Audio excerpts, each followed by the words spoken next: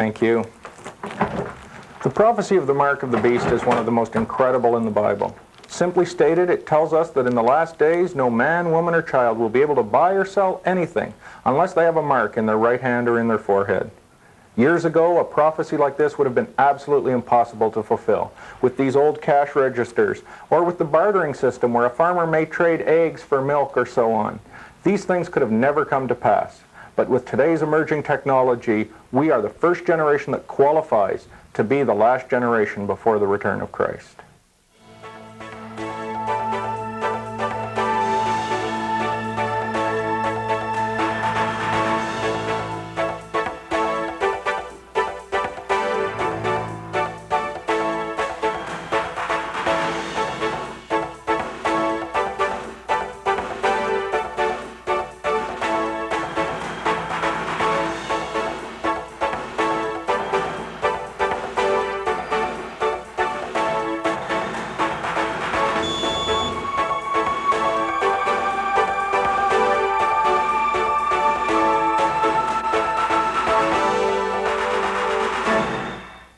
And he causeth all, both small and great, rich and poor, free and bond, to receive a mark in their right hand or in their foreheads, and that no man might buy or sell, save he that had the mark, or the name of the beast, or the number of his name. Here is wisdom. Let him that hath understanding count the number of the beast, for it is the number of a man, and his number is 666. The prophecy of the mark of the beast is not only important because it pinpoints as a pure matter of fact that we are the first generation with the technology available to fulfill such a prophecy. It's also important because it is one of the clearest and most widely known prophecies from the Word of God. Saint and sinner alike have heard about the prophecies of the mark of the beast. Many of them have seen the movie The Omen or The Exorcist and had some idea of some eventual evil that's going to evolve in the world. The idea of 666. The idea of the Antichrist causing every man and woman under some form of Big Brother society to receive a mark are well known amongst the population. As I say, not just amongst Christians, but amongst the unbelievers as well. That's what makes this prophecy so very important.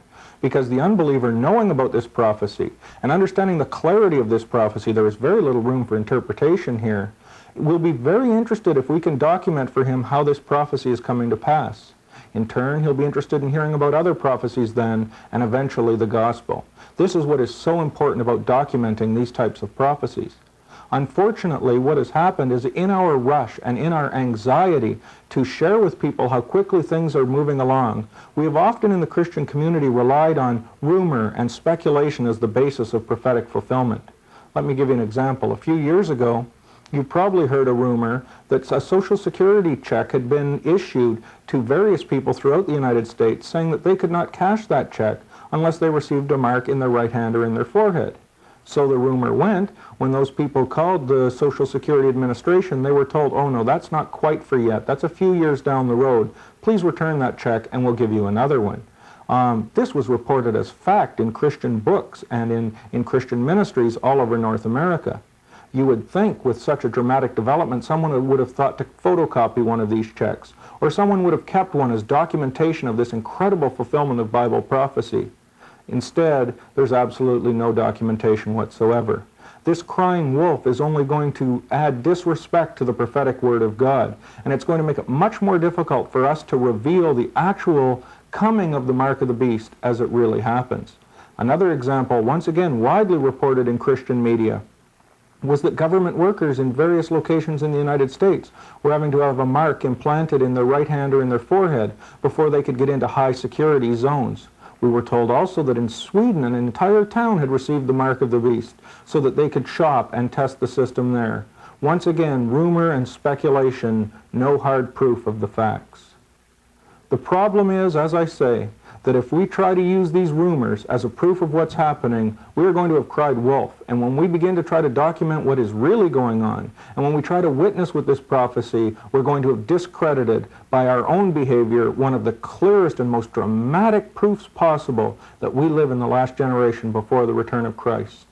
What you're going to hear in this report is documentation of how this is all actually coming about. We do not believe that there is anyone on the planet Earth right now who is being forced to receive a mark in their right hand or in their forehead. Nor do we believe that the system is completely in place for this to happen. However, what we're going to show you is that the technology exists. We're also going to show you how the will amongst world leaders to implement such a system is coming along. Indeed, what we're going to show you that the only thing really left to make such a system viable and to make such a system come to pass is the emergence of the one known in the Bible as the Antichrist.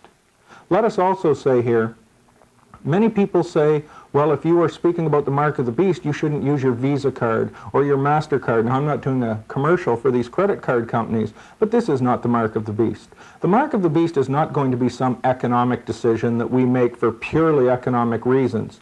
When someone receives the mark of the beast, the Bible says that they are doomed to eternal damnation and judgment for receiving this mark.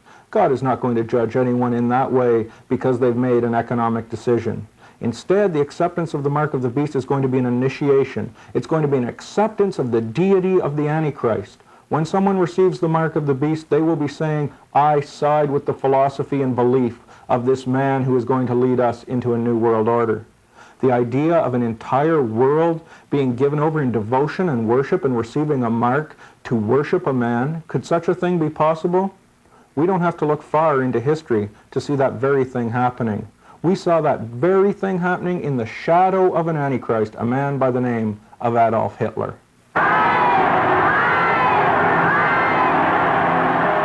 My feelings towards Hitler were such as if he were some superhuman being between man and a god. He was sent by Providence. That's what he told the German people all the time. He was sent by Providence. And his fatal attraction, the whole people believed it. I too. I even wanted to die for him. I adored him so much that I wanted to give my life away for him if there had been a chance to do so. But it wasn't only with Adolf Hitler.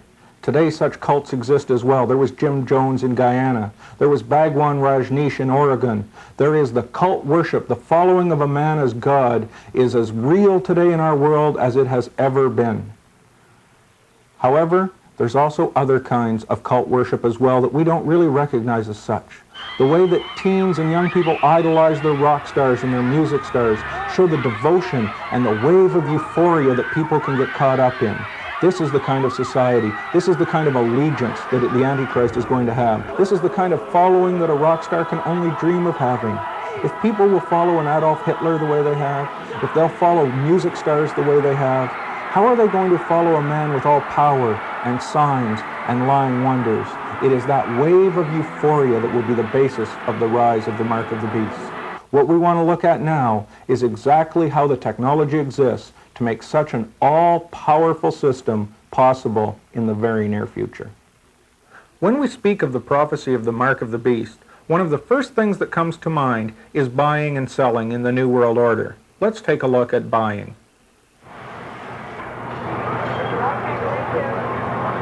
Of course, when you buy something in a store, there's all kinds of different ways of paying for it. The first way is with cash, where you simply take your money out of your wallet, give it to the cashier, and the money has actually just changed hands from your hands to that of the store right on the spot instantly. The second way to pay for something that you purchase, of course, is with a check. And in this instance, you simply take your check out, you would write your check to the store, and then give it to the cashier. In this instance, a very different process takes place. The check then goes to the store's bank. It is then sent to your bank, where it is cleared out of your bank account. It then has to go back to the store's bank once again, and then eventually back to the store. A very different and complex transaction took place there. Many different people handling this piece of paper, and it costs a great deal of money. A third way, of course, to pay is by credit card, and this is a way that we've all become a little too accustomed to, actually. In this instance, you just take your credit card out, you give it to the clerk, and a very different transaction takes place this time. Now, this is sent to the credit card company. In 3 or 4 days, the credit card company will send the money back to the owner of the store. Then in 30 days, your credit card company will have to send you a bill, at which time you then have to pay the bill and send it back to the credit card company. Once again, you'll notice the number of transactions that have had to take place just for this small amount of money to change hands. Of course, another way that you can pay for your groceries, and the one that is being promoted so much today, is by the debit card. Your debit card looks identical to your credit card. You could not even tell the difference, except something very different happens in your transaction. When you give this debit card to the cashier, you then will find that the card is run through a scanner. That scanner is electronically linked to your bank, and the money will immediately be taken out of your bank account and placed in the store's account. With this pattern of transaction, you will notice that what we have done here is not replace the check or not replace the credit card. We have actually replaced cash itself. And this is the direction that we're heading in, and the reasons that bankers and retailers want to move in that direction is because of the tremendous amount of savings that will be involved. The stores like the idea of such a cashless society for a number of reasons. First of all, obviously there will be less cash on hand for potential robberies. It is very difficult to break into a store and steal electronic impulses, so theft and robbery, which so plagues retail stores, will no longer be a problem. Secondly, the stores like it because they may pay much less of a charge, early studies show, for a debit card transaction than they do for a credit card transaction. For example, you may not realize that when you buy something with a credit card in a store, that retailer has to pay a fee to Visa or MasterCard for using that method of transaction. And with a reduced amount on every transaction under debit card system, it could be much cheaper for the stores. Finally, and probably most importantly, the stores love the idea of debit card transactions because early studies in this new technology show that consumers tend to spend 3 times as much money using debit cards as they do for credit cards, cash, or checks. That statistic would seem to be backwards, but the studies show that people are much less anxious about future bills coming in, so will spend much more under this system. That is probably the main factor motivating retailers to move in this direction. Consumers like the idea of a debit card system as well. As we've already mentioned, the majority of people using debit cards will be women who are very concerned about bills coming up in the future. So if they can actually pay with a debit card, they don't see the cash leaving their hands, so there's not the negative feeling there, and also they know a bill won't be coming later, they're very happy to use the debit card system. The survey that was run in Ontario, Canada, found that 90% of people who used the debit card system in test sites approved of using it and would continue to do so. In London, England, the statistics were 97% in favor. National governments also like the idea of electronic transfer as well. The main reason being because of the millions of checks that government has to issue every month, whether they be Social Security checks or welfare checks. It costs the government a great deal of money to send out these checks, and of course they're liable to be stolen or to be lost. If they can electronically transfer funds right into people's accounts, it will cost millions of less dollars, and it will make sure that the funds get where they're intended to be. Bank and credit card companies, most importantly, really like the idea of moving towards this new system. In the first instance, it's much cheaper to process than a check or a credit card transaction, as we've already pointed out. It also allows for the instant movement of money with no lag times, that the banks can allocate the money to where it's supposed to go instantaneously instead of money being tied up in check transfers and so on. Also, they get their money instantaneously instead of waiting 30 days as they wait now on a credit card transaction to collect money from people. Now, most of you will be aware of the fact that credit card companies make a great deal of their money out of people who do not pay on time at the end of the 30 days and therefore pay high interest on the outstanding balance. Under a debit card system, that could still function. Just if you went to withdraw money from your bank account and transfer it to the stores, you would go into an overdraft situation and pay the same way that you did to a credit card. So they would still maintain their income that way. They've just wiped out the 30-day waiting time. Probably one of the most important reasons that the banks want to get rid of the credit card and checks and cash and so on is because it can allow them to eliminate the bank branch. When you have to set up branches and staff them with people, it becomes extremely expensive. Electronic funds transfer could wipe that all out. Probably the biggest change in banking over the last 10 or 15 years has been the computer. The automated teller machines locally are as well being expanded. There's a couple of reasons for that. One is the automated tellers give a customer 24-hour access to their bank accounts, which improves the service. Two, it provides us a vehicle where we don't have to go through the expense of opening an actual branch just to give somebody access in a particular area. We're looking at them in high volume areas right now, shopping centers, the GO train stations, You might see them in variety stores, 7-Elevens. You'll probably see them in the future in places like hospitals, grocery stores, that sort of thing. So there is a definite trend towards maximizing our market there. Randy Sestilli is a computer hardware specialist working for one of the largest data processing companies in the world. He agrees completely with William Woods. The youth who kind of took to them, and the oldsters would tend to be a little bit suspicious of the new technology, but as general acceptance increased, more and more people use them, and now you find often is the case that there's larger lineups outside the ATM than there is within the bank. It just makes getting money more accessible to the average person, whether it be 3 o'clock in the morning, morning drive time, after work, on a Sunday, etc. It just gives people quick access to cash. As well, for the banks, I think it's going to be a long-range bonanza because it'll allow them to more fully automate their systems and reduce cost, because it's much easier to put a machine in a downtown mall than it is to establish a whole branch with the human resources costs, etc., and that kind of overhead that goes along with setting up a full-blown branch. So I think it'll allow the banks, the major financial institutions, to contain costs over time.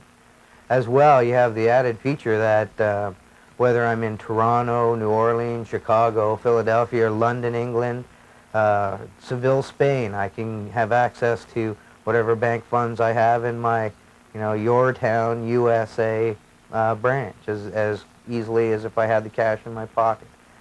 And as we get into a global society where people travel, business travelers especially, need access to quick cash, and it allows them to do that. Just how close to the cashless society are we? Every indicator seems to prove that it is a phenomena that is just around the corner. When you begin to hear the reasons for the elimination of cash, they sound so very good. The first one, of course, is drug dealing. Drug dealers, by their very nature, deal in cash suitcase loads at a time. If we could just eliminate cash, we're told, we could eliminate this entire industry. Go beyond that and you get into theft, kidnapping, extortion. By getting rid of cash, you could get rid of the entire black market almost overnight. But there's yet another reason. A recent survey in the United States found that if they went to a cashless society where every transaction could be carefully tabulated, $100 billion a year more in taxes could be collected. When you're talking about the cashless society, however, the primary focus is always on control.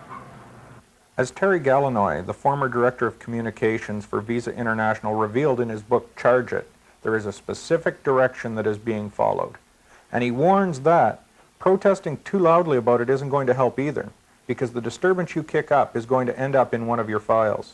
And on that come-and-get-it day, when we're all totally and completely dependent upon our card, or whatever survival device might replace it, you might be left all alone without one. The tone of that quote should serve as a reminder of the exact same kind of emphasis that we hear in the book of Revelation. Let's take a look at that scripture in Revelation chapter 13 one more time. And he causeth all, both small and great, rich and poor, free and bond, to receive a mark in their right hand or in their foreheads, and that no man might buy or sell, save he that had the mark, or the name of the beast, or the number of his name. And there's a specific desire to bring this cashless society about. As Dee Hock, who was the former president of Visa International, said, electronic fund transfer will come primarily because bank card organizations are building the prerequisite networks, and not because local banks are putting automated teller machines into the grocery stores. In other words, he was telling us there is a specific plan in place here, put in place by the bank card organizations. There is a specific agenda, and I think we're beginning to get a bit of an indication what that agenda is.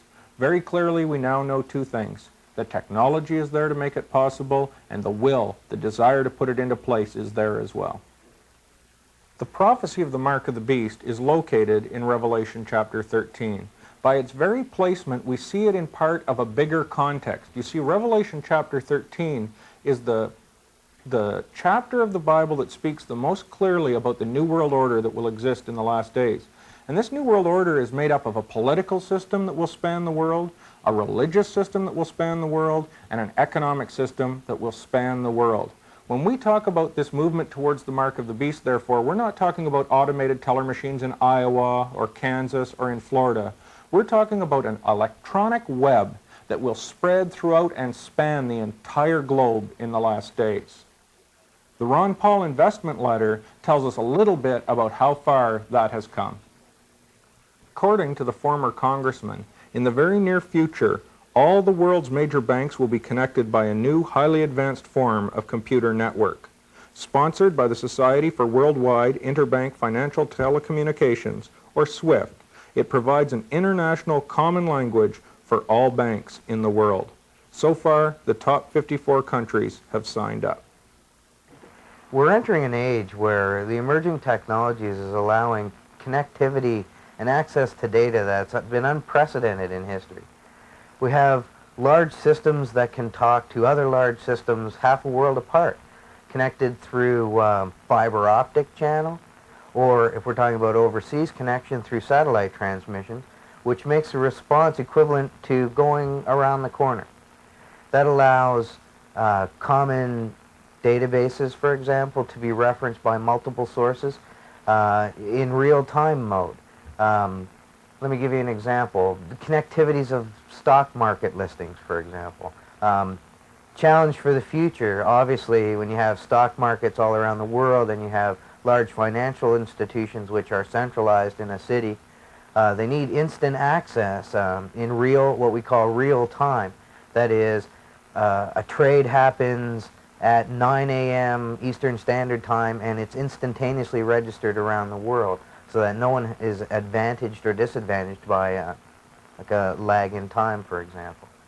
But also, I think the key to these systems is that they're directly linked now. Being a child in today's world is more difficult than ever before. And though we try to raise our children in a good Christian home, it's not always as easy as we might have hoped. Because as soon as a child leaves the comfort and safety of his parents' side, he enters a different world.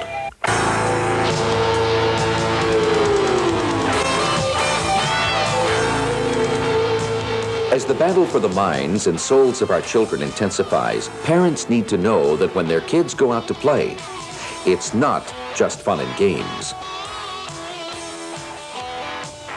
This important new video documentary with Peter Lalonde is must viewing for concerned parents, grandparents, youth workers, church pastors, or anyone who wants to better understand the world that our children are growing up in. And as always, you know that it is information that you can trust. From the occult messages of the Saturday morning cartoons to the anti-Christian propaganda that pollutes primetime TV, this video is a real eye-opener. Join Paul Lalonde and Charles Evans as they examine some of today's most popular toys, many of which you may find in your own child's toy box. Learn about the historical roots of the Teenage Mutant Ninja Turtles and take a good look at the incredible marketing machine that stands behind them. Children's books and comics, video and board games. This exciting video exposes many dangers that you may not be aware of. Don't delay. Order your copy today. Here's how. To order your copy of this important new video, call us toll-free at 1-800-PROPHECY. That's 1-800-776-7432. Not only will you get the full-length documentary Not Just Fun and Games, but we'll also send you the 26-page study guide absolutely free. Don't miss out on this exciting offer. The number again is 1-800-776-7432. Or if you prefer to order by mail, send check or money order for $24.95 to Not Just Fun and Games Video, care of the Omega Letter Publishing Group, 4429 Queen Street, Niagara Falls, Ontario, L2E 2L2. Or in the United States, Not Just Fun and Games Video, care of the Omega Letter Publishing Group, P.O. Box 1440, Niagara Falls, New York, 14302. And please, make all checks payable to the Omega Letter Publishing Group. With this movement towards a worldwide cashless society, planners are faced with one huge problem. The bankers are losing their shirts on fraud associated with automated teller machines and electronic funds transfer.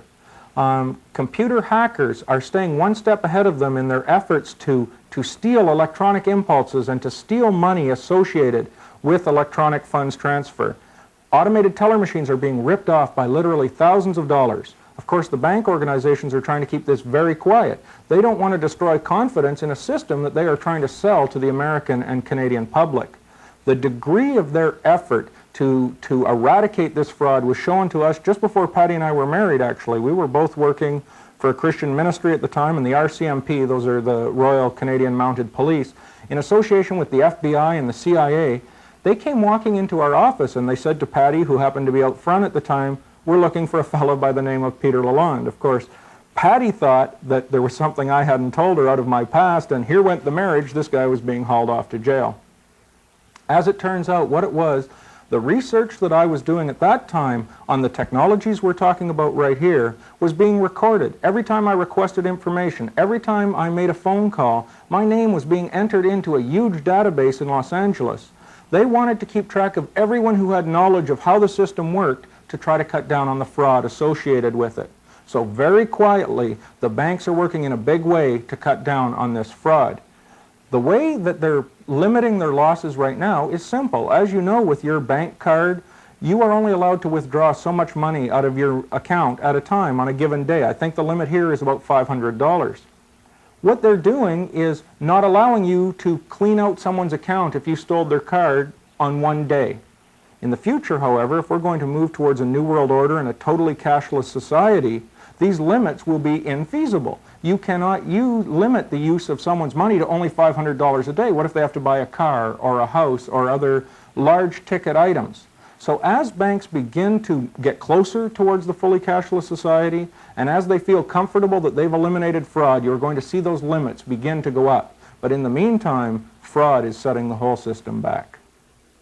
I think the challenge for those companies that are running automated teller machines is to come up with a way that they can absolutely tie the card to the person,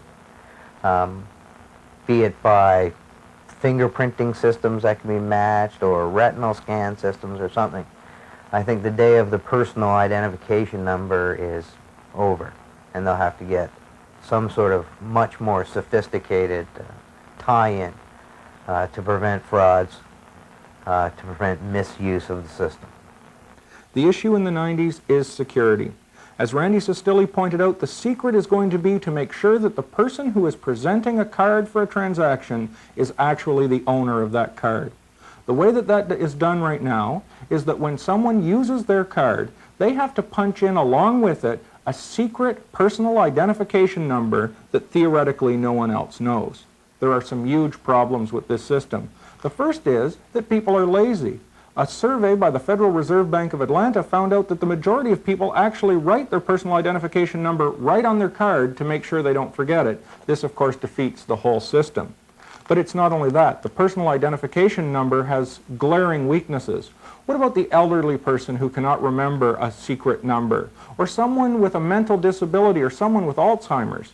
We must also not forget that if someone has a bank card or a debit card and they are robbed at gunpoint, it is very easy at gunpoint for the thief to get that personal identification number out of them and then use that card and that identification number together to withdraw money from that person's account.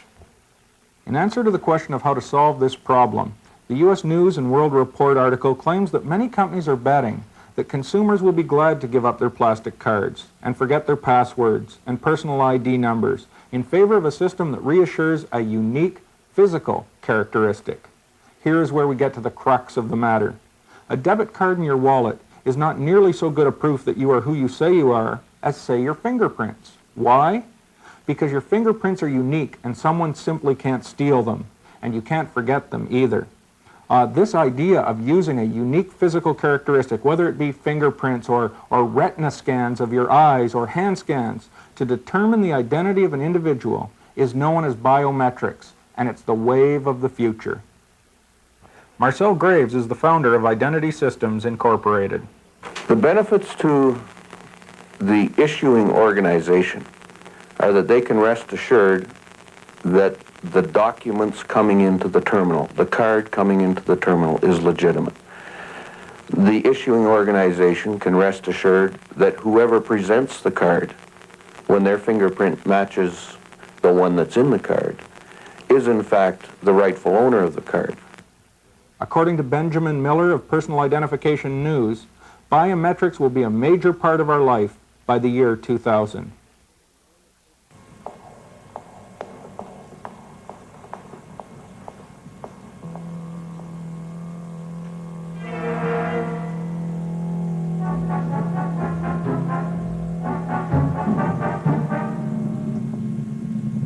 Mr. President, please stand by while authority for this procedure is confirmed by I-print check. 3, 2, 1.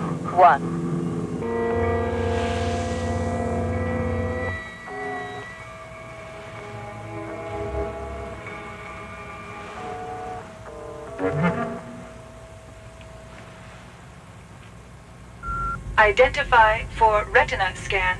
Kirk, Admiral James T.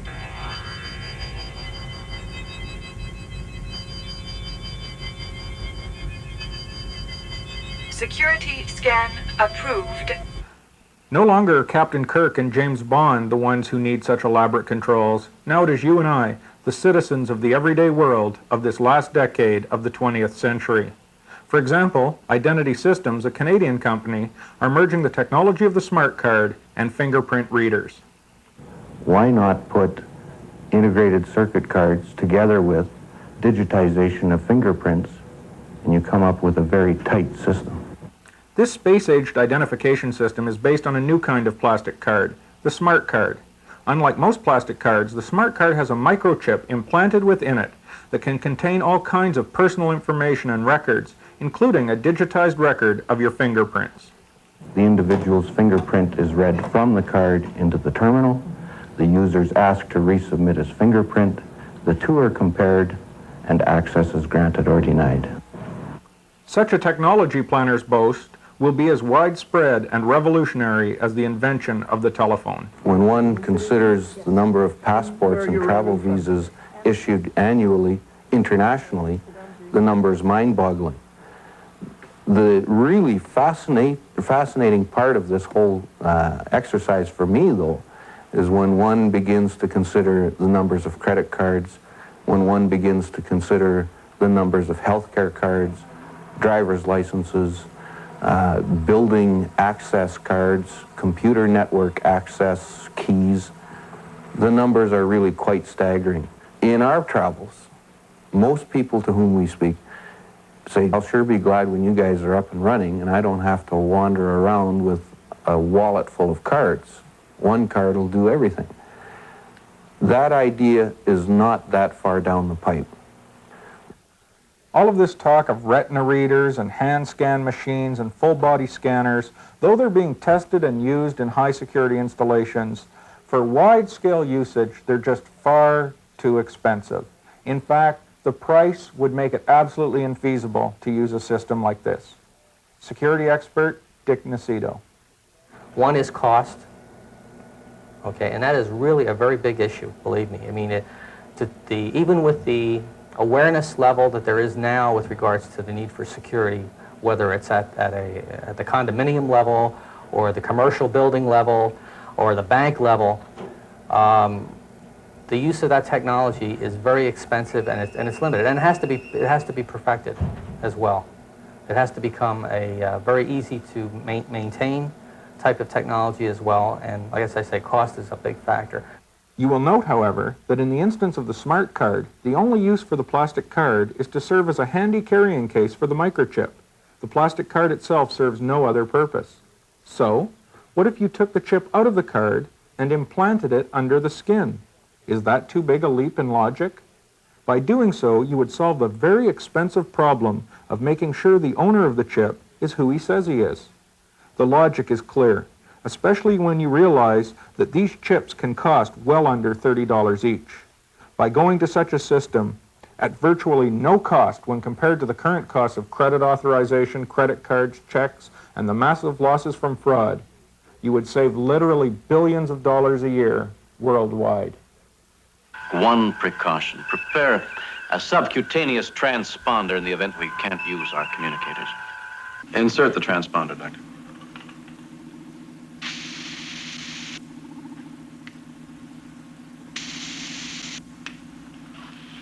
Make one low pass to communication range in 3 hours. If we fail to make contact at the appointed time, take our coordinates from the transponder and beam us aboard no matter what our condition may be. Aye, sir.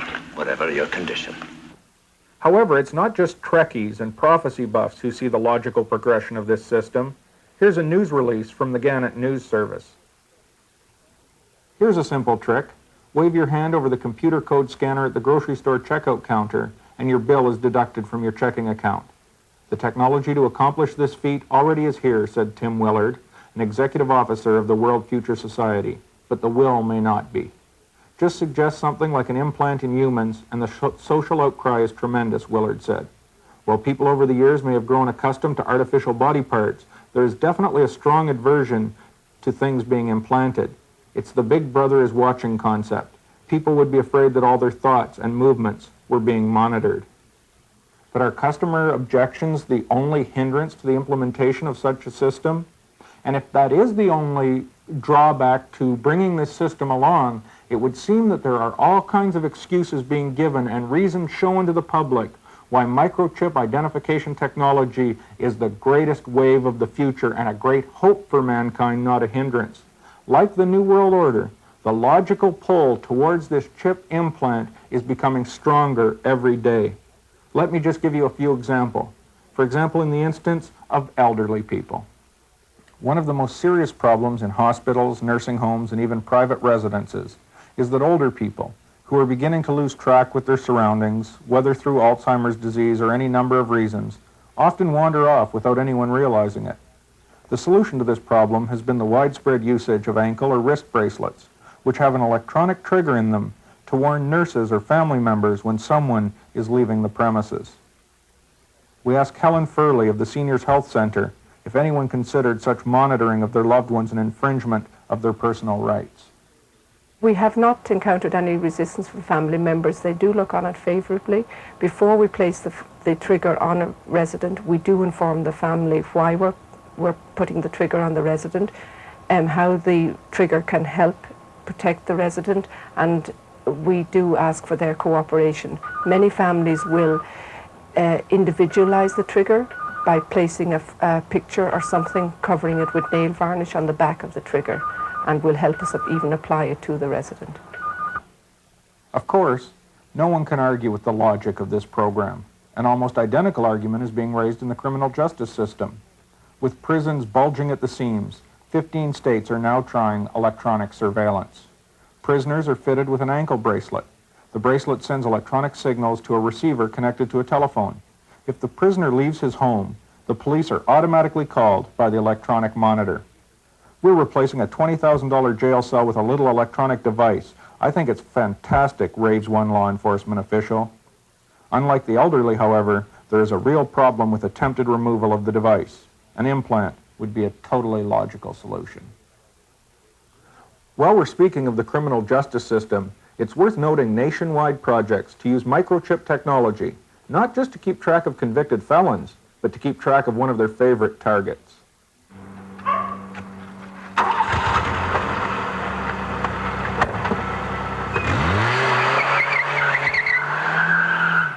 With the ever-increasing instances of auto theft, police departments all across North America are testing microchip-based auto theft preventers. The LoJack system, for example, developed by a Massachusetts firm, consists of a 4-inch Micromaster implanted in a car.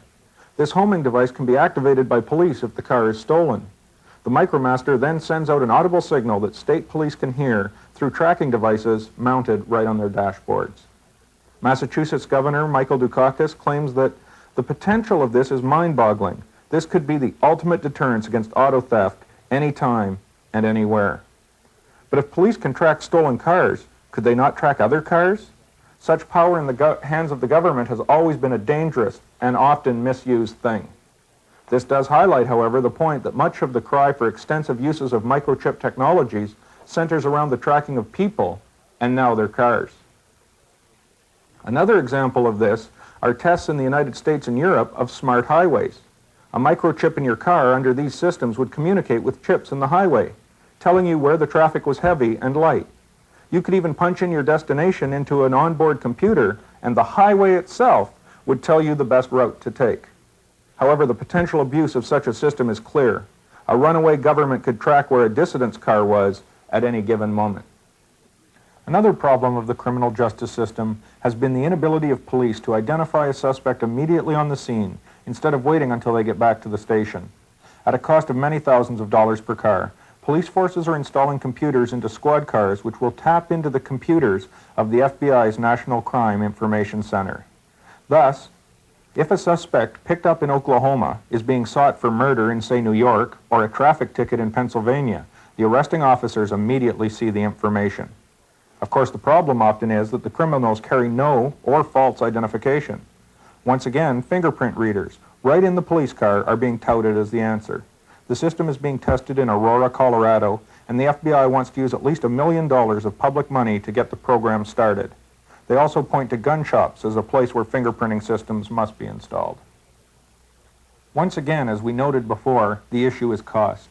Such elaborate identification systems like retina readers, fingerprint readers, and hand scan machines are very, very expensive.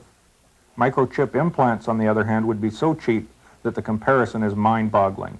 And the technology to read such chips, virtually identical to the simple scanners in your grocery store, is both widespread and comparatively inexpensive.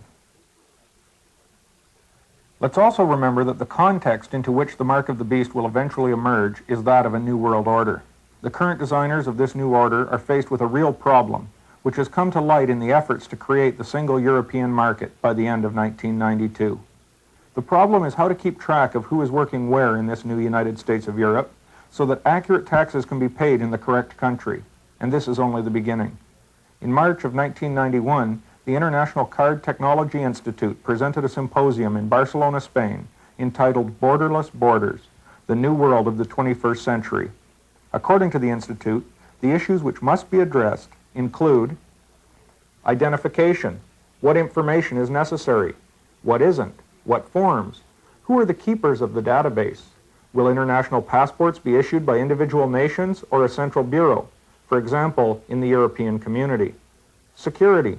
How much information is necessary to ensure a nation's security? How can the conflict between privacy and security be resolved? How much do cultural and political attitudes impact security decisions? Telecommunications. How protected is the telecommunications infrastructure? What are the liabilities of PTTs and international telecommunications companies? Who will make the decisions? Government, business, or a worldwide entity? Banking and point of sale. Why should integrated circuit smart cards or debit cards replace cash? How much will identification and social services requirements drive these cards applications? International Card Technology Institute President Arlen Lesson made the following observations about the symposium. This is a very important conference, and not just because of the issues to be raised. The purpose of this conference is to formally and informally create a dialogue among people who must make decisions about how we are going to live in an open world. We are not yet a global community, but that is clearly the direction in which we are heading. Borders will tend to blur and disappear on levels of economic, technological, political, military, and even social activities. How can the integrity and the security of a nation be maintained if people are free to cross from one nation to another? Of course, there must be some constraints, some means of knowing who is wishing to cross, some means of monitoring and or identifying people from various nations. I don't know if you realize how dramatic what we just heard was, but what we saw in this conference was the discussion of a new world order, the birth of a society with no borders that was coming in the near future. And what was to be the basis of this new world order? A cashless society. A society controlled by a database that covers the entire globe, keeping track of every man, woman, and child, where they cross borders, when they buy and sell. An entire society exactly like the one spoken of in Revelation chapter 13. But the incredible thing here is the marriage of the two. Here we have a conference of world leaders discussing how the New World Order and this cashless society must come together. The exact pairing of Revelation 13. And where is this being born? In Europe. The very basis of the society out of which the Antichrist will rise. The very spot in the world where this New World Order with the mark of the beast will be born in the very near future. There are also very heartwarming reasons being given to accept the micro-technology of this New World Order. One of the most prevalent today is for medical emergencies. If a person lies dying today, ambulance or emergency workers often have no idea what the problem is. A medic alert tag would only be of limited help in a few situations. Optical cards, on the other hand, which can hold 800 pages of medical history including x-rays, charts, and EEGs, are today being vigorously marketed. Likewise, smart cards with their tiny microchip offer the same capacity. The chip which will allow you to buy, sell, work, and travel in the New World Order may, planners tell us, also save your life. Missing children. The degree of the crisis burst into our collective consciousness in the 80s. Once again, microtechnology is being offered as the solution. Children's shoes can carry a microchip in a little dog tag. Dentists are attaching microchips to children's teeth. Both of these ideas work like the chip placed in cars. If Johnny goes missing, police can activate the chip, leading them straight to Johnny. However, in the case of abduction, a kidnapper could discard the shoe or pull the chip off a tooth. An implant, of course, would not be so readily accessible. But just how far-fetched is this? I have with me on the line Dr. Daniel Mann, a plastic surgeon from southern Florida. He actually holds a patent for a microchip that can be implanted under children's skin. Dr. Mann, perhaps you could tell us a little bit about this microchip. The implantable homing device is an answer to many of the problems in tracking people and livestock in all kinds of situations. And the implantable homing device is put in a area of the body, in an area usually that is very difficult to detect. It is an easy procedure. It does not take a long time, and the homing device will allow to track these people or livestock in a much easier way. So if someone is kidnapped, what then would happen? The person who wears the homing device can trigger it, and it can also be triggered remotely. It can go into distress signal, and the distress signal will sound every once in a while, once in 24 hours or so, and it will leave a signal where the signal can be located on a screen due to the cellular towers. Right. By triangulation. A lot of the country is covered with cellular towers, and the same signal can be found. And when you have a control station that controls these towers, they have computers there. And the computer would then have a track of the signal. Have you done any actual implants to this point? I have been thinking about it for a long time, but I have not actually done the operation because one needs to get approval from the FDA, and there's other things that are involved with this. I understand that this implant has been patented. What's the status with that? The Commissioner of Patents and Trademarks of the United States had issued us a patent on this that covers not only the cellular system but also satellite system. So it has a huge potential in the future for this kind of device in all kinds of situations. Even if the cellular system would not be interested in that, the satellite system would certainly be available because there are many satellites now in the air and they don't have quite the use that people thought that they could use, and they certainly could use the homing device. Dr. Mann, thank you very much.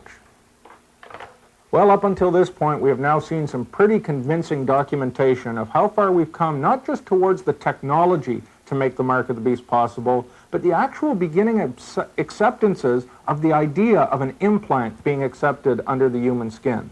We're going to take a short break, but when we come back, we're going to take a look at what may well be a prototype being tested for the Mark of the Beast.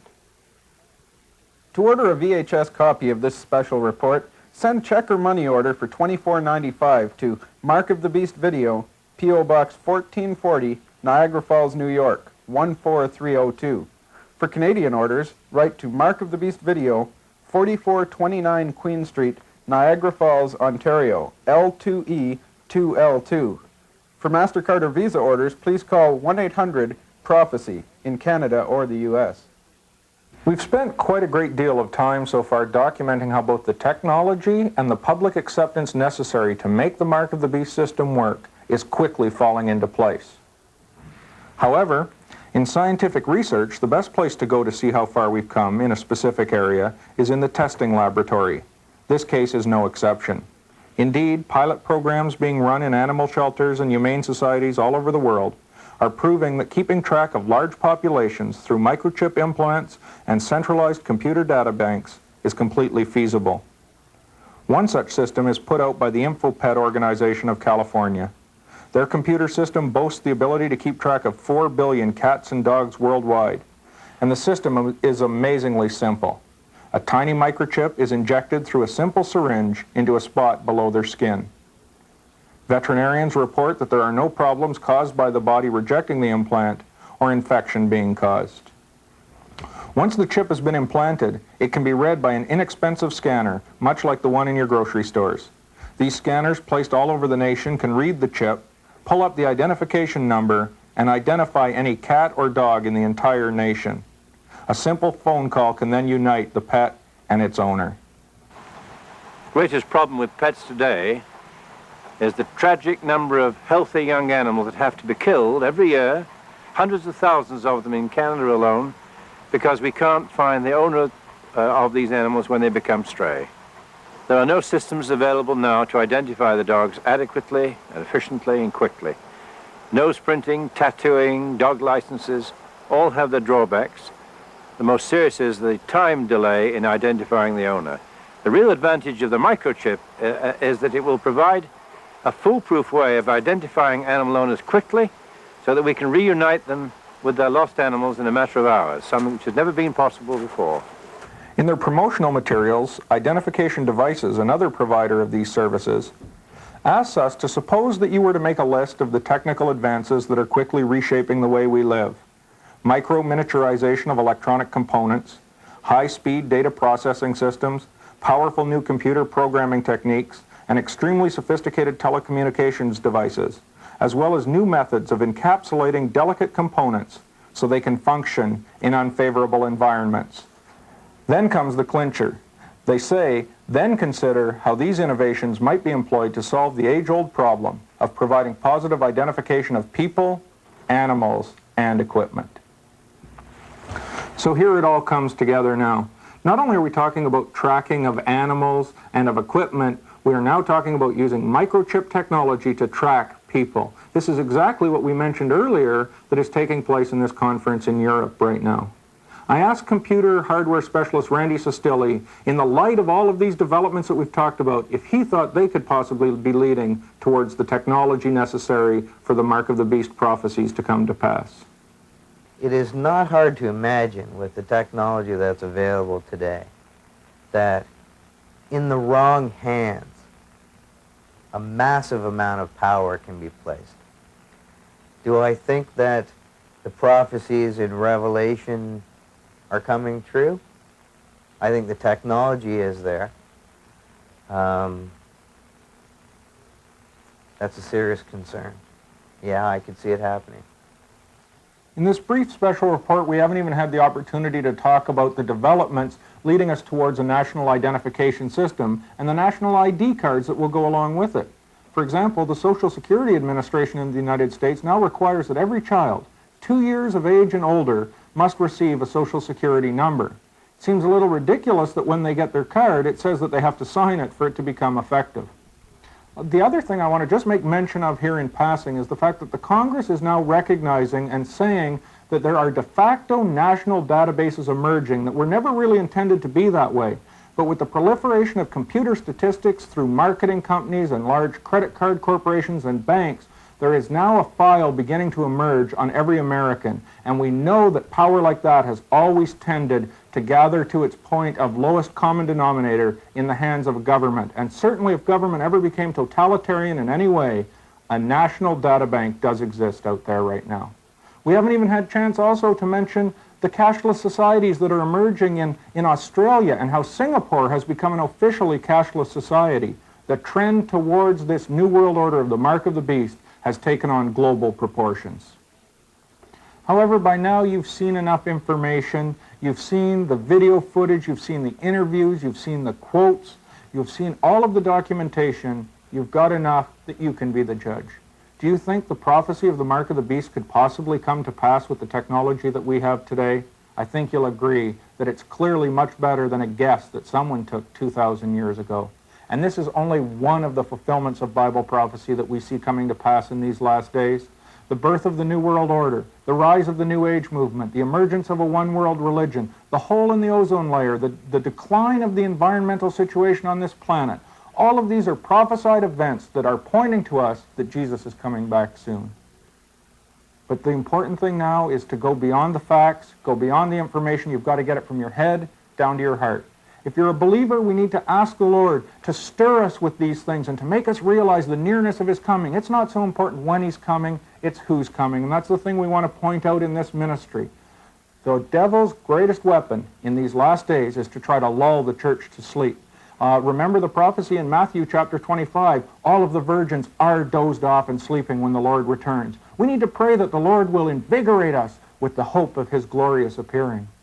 If you're not a Christian, if you're not ready, you've heard these things before, you need at this time to ask the Lord to come into your heart. And that's all you have to do. If you don't know what to do at this point and you're confused and you say, boy, this sounds so real, but I don't know what to do, you don't have to go see some priest or some Pharisee or some scribe. You just have to learn to turn to the Lord Himself. You can just open up in prayer and ask the Lord to come into your heart and to forgive your sins and to have fellowship and to make you ready for that moment when He will return. That's not to say that after that you shouldn't get in a good Bible-believing church, because I believe that we need to gather together as believers now more than ever to encourage one another and to strengthen one another and to be ready, because the Lord is coming back at any moment. This is not a religious event. This is not dogma. This is not religion. This is pure faith in the Lord Jesus Christ. Remember, when you see all of these prophetic events come together, the Scriptures tell us in Luke chapter 21 and 28, when you see all this begin to come to pass, then look up and lift up your heads, for your redemption draweth nigh. Don't let anyone rob you of that hope. Do not let the devil lull you to sleep, because in a moment the Lord is coming back, and He wants to take you to be with Him forever. God bless you.